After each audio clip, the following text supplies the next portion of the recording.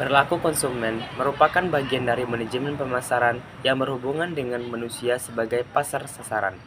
Perilaku konsumen yang satu dengan yang lainnya tidak sama dan berubah-ubah setiap saat. Maka perilaku konsumen dalam membeli harus dipelajari secara terus-menerus, mengingat situasi kondisi persaingan pasar yang semakin kompetitif. Faktor yang mempengaruhi analisis perilaku manajemen.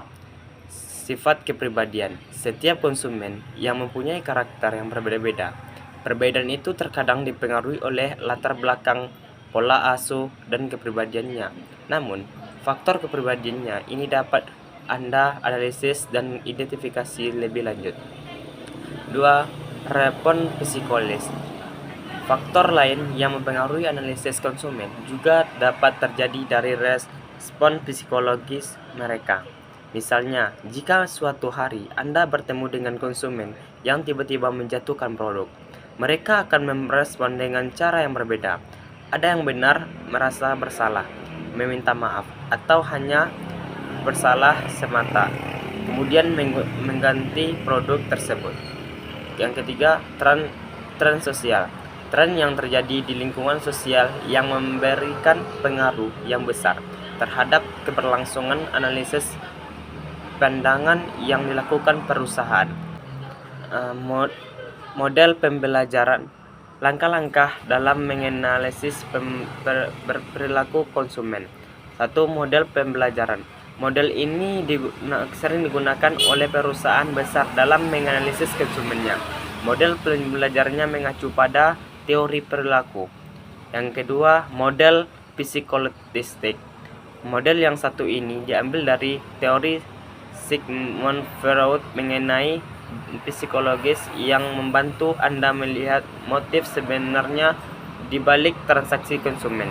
Yang ketiga, model aksiologis. Model sosiologi adalah model perilaku konsumen yang berpengaruh dengan pasaran sosial. Yang keempat, keluaran masuk dan proses. Model selanjutnya yang dapat Anda lakukan untuk menganalisis konsumen adalah output, input, dan proses. Yang kelima, model kotak hitam. Model black box merupakan model analisis perilaku konsumen yang akan ditampilkan kepada Anda bahwa konsumen adalah individu pemikir dan frekuensi. Manfaat menganalisis perilaku konsumen. 1. Mendapatkan pengunjung dan tempat saat Anda melakukan analisis konsumen. Contoh analisis perilaku konsumen dari manfaat ini dapat Anda lihat melalui berbagai kampanye promosi. Tanggal cantik dari Ekemos. Manfaat menganalisis perilaku konsumen.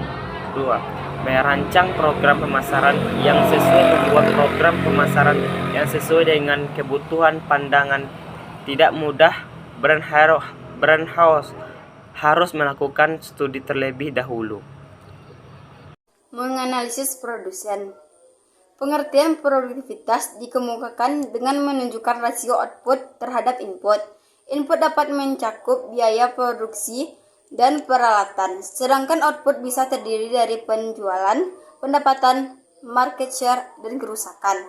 Produktivitas tidak sama dengan produksi, tetapi produksi merupakan komponen dari usaha produktivitas. Produktivitas merupakan suatu kombinasi dari efektivitas dan efisiensi, sehingga produktivitas dapat dirumuskan yang ada pada PPT yang telah dibagikan. Pada hakikatnya, produktivitas kerja akan banyak dipengaruhi oleh dua faktor. Yang pertama, faktor teknis, yaitu berhubungan dengan pemakaian dan penerapan fasilitas produksi secara lebih baik. Yang kedua, faktor manusia, faktor yang mempengaruhi yang terhadap usaha-usaha yang dilakukan manusia dalam menyelesaikan pekerjaan yang menjadi tugas dan tanggung jawabnya. David J. Suman memperkenalkan suatu model daur produktivitas yang disebut MEPI. Pada dasarnya, konsep siklus produktivitas terdiri dari 4 tahap utama untuk digunakan dalam meningkatkan produktivitas terus-menerus. Yang pertama, pengukuran produktivitas. 2. Evaluasi produktivitas. 3. Perencanaan produktivitas. 4. Peningkatan produktivitas. Beberapa manfaat utama dari pengukuran produktivitas. Yang pertama, pengukuran produktivitas digunakan sebagai indikator yang menilai kemampuan suatu sistem dalam mencapai tujuan perusahaan.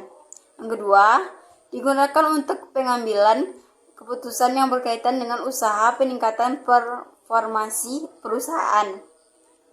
Yang ketiga, digunakan sebagai bahan pembanding suatu perusahaan atau sistem dengan perusahaan atau sistem lain. Yang keempat, digunakan untuk meramalkan kondisi perusahaan sistem pada masa yang akan datang, termasuk merumuskan target-target yang ingin dicapai. Yang kelima, pengukuran digunakan untuk meningkatkan kesadaran suatu perusahaan atau sistem akan pentingnya usaha-usaha peningkatan produktivitas. Efisiensi adalah ukuran yang menunjukkan penggunaan sumber-sumber daya yang digunakan dalam proses produksi. Sedangkan efektivitas adalah ukuran derajat pencapaian output dari sistem produksi. Jadi, efisiensi berkaitan dengan penggunaan resource, sedangkan efektivitas berkaitan dengan performasi. Maka, produktivitas dapat dirumuskan pada persamaan yang telah ada di PPT. Fungsi produksi eksponensial adalah bentuk fungsional dari fungsi produksi secara umum yang digunakan untuk mempresentasikan hubungan dari input ke output. Fungsi produksi Cobb-Douglas adalah suatu fungsi atau persamaan yang melibatkan dua atau lebih variabel, di mana variabel independen disimbolkan dengan Y dan variabel X disebut dengan variabel independen. Hubungan antara variabel Y dan X dapat diselesaikan dengan cara regresi, di mana variasi dari Y akan dipengaruhi oleh variasi dari X. Dengan demikian, aturan pada garis regresi juga berlaku pada fungsi Cobb-Douglas. Fungsi produksi eksponensial ini dapat berbeda satu sama lain tergantung pada ciri data yang ada. Tetapi, secara umum fungsi produksi eksponensial ini dituliskan pada persamaan. Yang pertama, ada pada PT. Untuk memudahkan pendugaan terhadap persamaan tersebut, maka persamaan tersebut diubah menjadi bentuk linear berganda dengan cara melogaritmekan persamaan tersebut. Persamaan bisa dilihat di PPT yang telah dikirimkan. Bentuk umum dari fungsi produksi Cobb-Douglas ditulis pada persamaan yang ada di dalam PPT. Bisa dilihat masing-masing. Jadi pada persamaan yang telah dicontohkan di PPT dapat disimpulkan bahwa semakin besar nilai indeks dalam fungsi produksi Cobb-Douglas, maka indeks efisiensi produksi semakin tinggi, yang berarti pula bahwa proses transformasi nilai tambah dari input menjadi output telah menjadi semakin efisien. Akhirnya, substitusi elastisitas yang baru ini membuktikan bahwa perubahan teknologi dapat merubah produktivitas, pola kerja, dan faktor-faktor yang mempengaruhi efektivitas. Bentuk umum fungsi produksi Cobb-Douglas bisa dilihat pada PPT yang telah dikirimkan. Dan untuk analisis mengenai pendekatan Cobb-Douglas, pertama, analisis efisiensi proses produksi. Efisiensi merupakan penggunaan input yang sekecil-kecilnya untuk mendapatkan jumlah produksi sebesar-besarnya tanpa melupakan kualitas dari produk yang dihasilkan. Efisiensi proses produksi dapat dilihat dari koefisien intercept fungsi produksi Cobb-Douglas. Yang kedua, return to scale berdasarkan persamaan fungsi produksi Cobb-Douglas terhadap tiga situasi yang mungkin dalam tingkat pengembalian terhadap skala. Pertama, jika kenaikan yang proporsional dalam semua input sama dengan kenaikan yang proporsional dalam output, maka tingkat pengembalian terhadap skala konstan. Yang kedua, jika kenaikan yang proporsional dalam output kemungkinan lebih besar daripada kenaikan dalam input, maka tingkat pengembalian terhadap skala meningkat.